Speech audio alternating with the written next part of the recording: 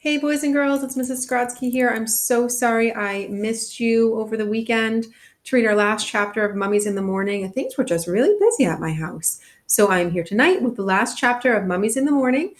If you remember, the last thing we left off with Jack and Annie, they had gotten back in the treehouse. They wished to be back in Frog Creek in Pennsylvania, and the treehouse started spinning. So we're up to chapter 10, another clue. Late morning sunlight shone through the treehouse window. Shadows danced on the ceiling and walls. Jack took a deep breath. He was lying on the floor of the treehouse. I wonder what Mom's making for lunch, said Annie. She was looking out the window. Jack smiled. Lunch, Mom, home. It all sounded so real, so calm and safe. I hope it's peanut butter and jelly sandwiches, he said. He closed his eyes. The wood floor felt cool.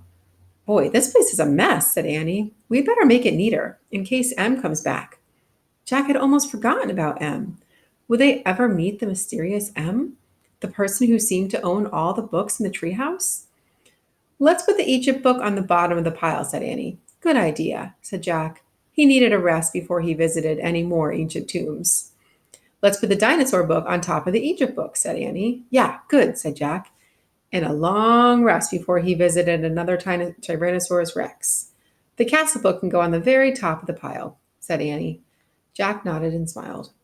He liked thinking about the knight on the cover of the castle book. He felt as if the knight were his friend. Jack, said Annie, look. Jack opened his eyes. She was pointing at the wooden floor. What is it? He asked. You have to see for yourself. Jack groaned as he got up. He stood next to Annie and looked at the floor. He didn't see anything. Turn your head a little, said Annie.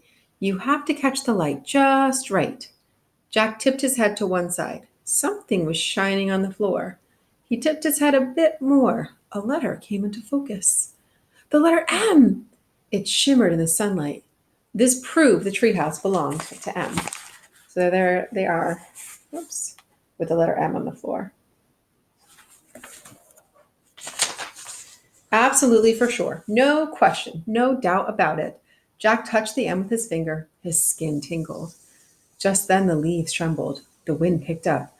Let's go down now, he said. Jack grabbed his backpack. Then he and Annie climbed down the ladder. As they stood on the ground below the treehouse, Jack heard a sound in the bushes. Who's there? He called. The woods grew still. I'm going to bring the medallion back soon, Jack said loudly, and the bookmark too. Both of them. Tomorrow. Who are you talking to? Asked Annie. I feel like Em is nearby, Jack whispered. Annie's eyes grew wide. Should we look for him? But just then their mother's voice came from the distance. Jack! Annie! Jack and Annie looked around at the trees. Then they looked at each other. Tomorrow, they said together. And they took off, running out of the woods. They ran down their street. They ran across their yard. They ran into their house. They ran into their kitchen. They ran right into their mom. She was making peanut butter and jelly sandwiches. The end.